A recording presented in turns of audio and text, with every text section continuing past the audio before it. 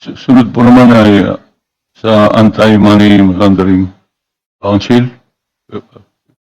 We have Attorney Teo here, Deputy Director. You recognize.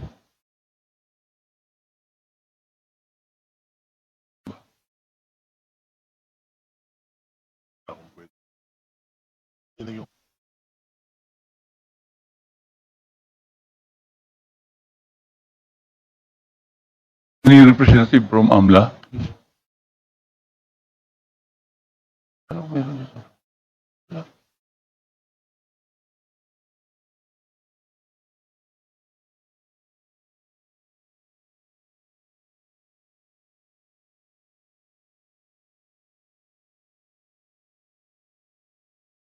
Please state your name and position, please.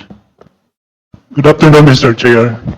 I'm Deputy Director Romel Trio of the Anti-Money Laundering Council Secretariat. And Mr. Chair, as earlier mentioned by the Honorable Congresswoman De Lima, we already submitted, or the AMLC Secretariat earlier submitted its position on the proposed bills on ICI. And it is, as a matter of fact, in full support of the enactment of these bills into law. We only have 4 comments, Your Honors, and the first one refers to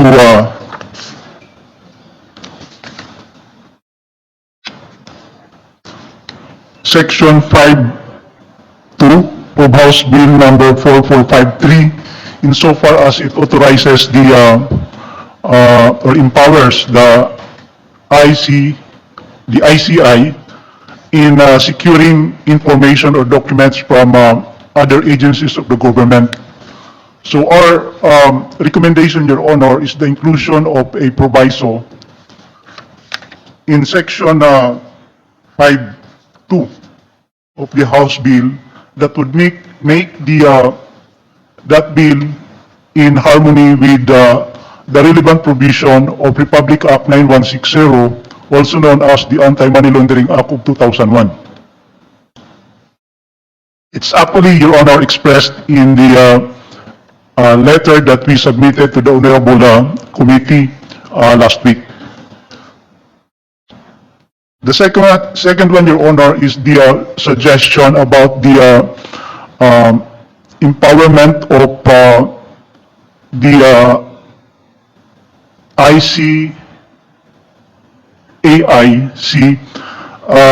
to conduct inquiry into deposits or investments covered by laws on secrecy on deposits and investment, similar, Your Honor, to the power or authority of the AMLC to conduct inquiry into these deposits and investments.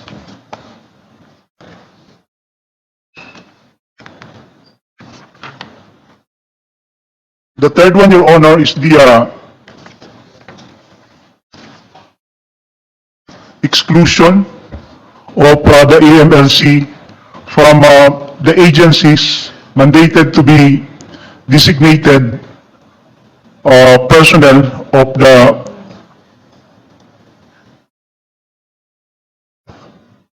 the Commission, Your Honor. And our suggestion, Your Honor, is premised on the operational independence required by the standard promulgated by the Financial Action Task Force on Anti-Money Laundering in countering the financing of terrorism.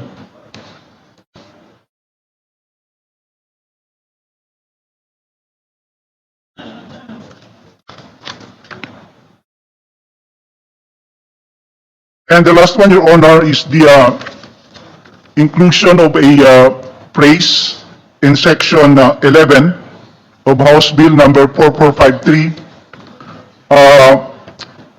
that would make the involvement of agencies in the performance of the Commission's mandate to be consistent with existing laws. So what we propose, Your Honor, is the inclusion of a phrase consistent with existing laws.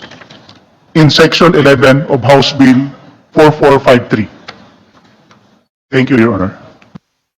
Thank you, Director Trio. We will consider that in the Committee on Government Reorganization. Next is from the Department of Interior Local Government, represented here by Attorney Carmela Bilasper.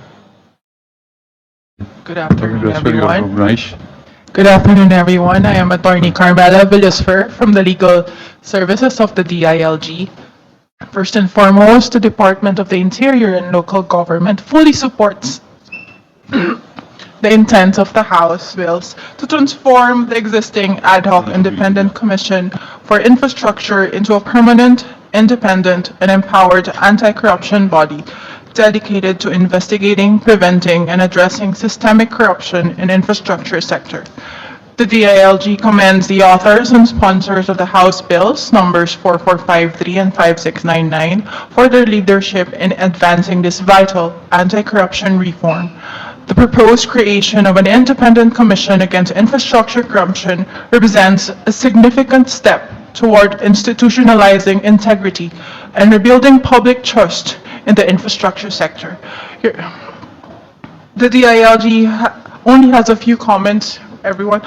First is, for the institutional integrity and independence, the DILG fully supports the creation of a body that operates independently yet collaboratively with existing anti-graft and law enforcement agencies. However, any grant of investigative, contempt, or preventive suspension powers must be exercised within clear procedural safeguards to protect the rights of individuals and ensure compliance with established rules of laws.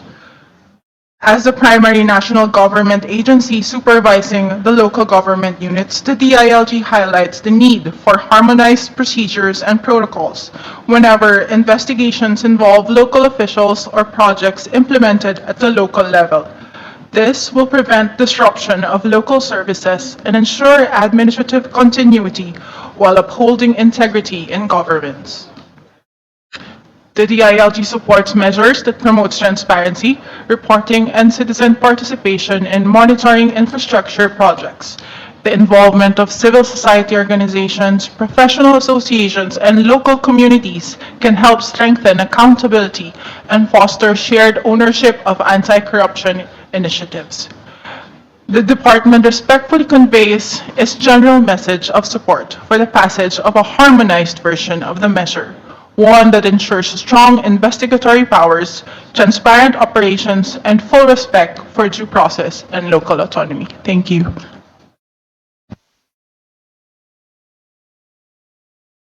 Thank you, Attorney Villasper, for your support. We now proceed to BIR, represented by Attorney Tibayan.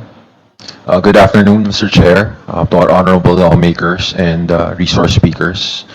The Bureau of Internal Revenue fully supports the proposed bills. I just have one comment.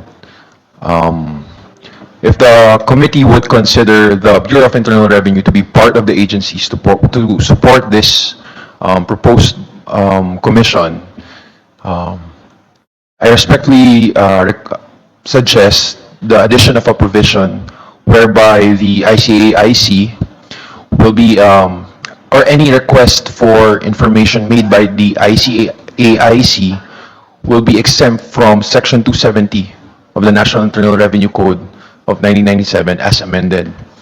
Section 270 of the tax code pertains to the non-divulgence of information, whereby revenue personnel may be charged by fine or imprisonment if they violate this provision. Now, based on my experience or with my correspondence with other government agencies and other government bodies, this provision has been a cause for difficulty in requesting for information regarding taxpayers, most particularly information in their tax returns and other filings. So an exemption would help the body request information from us. Thank you, Mr. Chair. Meron na ba kayong position paper submitted? We will submit, Mr. Chair, this week po. Baka pwede rin yun, baka bukas, kasi hanggang bukas. Can we expect that tomorrow, please? Sige, we will try that po, Mr. Chair. Tomorrow. Thank you. We now proceed to COA, then Civil Service Commission, and Security Exchange Commission. Good afternoon. The Commission on Audit supports the creation of an independent commission against infrastructure corruption. We believe that granting a body full of authority to investigate and prosecute corruption in infrastructure projects is vital for ensuring accountability. And the Commission has already submitted its position paper in relation to the proposed House bills, Your Honor.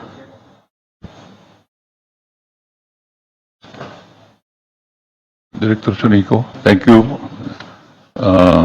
Next is Civil Service Commission, represented here by Attorney Poronda. Good afternoon, Your Honor. Good afternoon to the members of this honorable committee. The Civil Service Commission is still in the process of finalizing our comments, but we will be submitting them as soon as they are ready po. But preliminarily, the CSC supports the fact that the IC should have a sufficient personnel complement in order for it to be able to carry out its mandate. And we have also read some provisions, particularly in House Bill 4453, Section 10. We would like to suggest that the use of the term designate be revisited, because what may have been referred to under this section is the personal movement of detail, because they have actually different ramifications and consequences. We do agree that the ICAC may undertake personal movements of secondment and hiring of contractual workers to beef up their staff complement po. We also suggest that there will be timelines in the conduct of the investigations, considering the limited time span of the independent committee. The Civil Service Commission also hears and decides administrative cases, and it would be facilitative if the results of the investigations of the committee, when submitted to us, there would be complaints already, and that there will be nominal complainants already. So, because the Civil Service Commission has no fact-finding office, unlike the Office of the Ombudsman. We also support the fact that the independent commission should have extensive powers. And may I just mention that in similar independent commissions, for example, in Hong Kong, sufficient powers are really given to these independent commissions, including the power of surveillance and to intercept, let me check, telecommunications. They can also examine bank documents po. That would be all for the CSC in the meantime, Mr. Chair. Thank you. Thank you, Attorney Poronda. Next is from the Security Exchange Commission, represented by Attorney Goson. Attorney Goson, please. Attorney Santiago, Mr. Chair. Anyway, Attorney Good Sisula. afternoon, yes, Mr. Chair, good afternoon. On behalf of Chairperson Francis Lim, we would like to thank the committee for inviting the Securities and Exchange Commission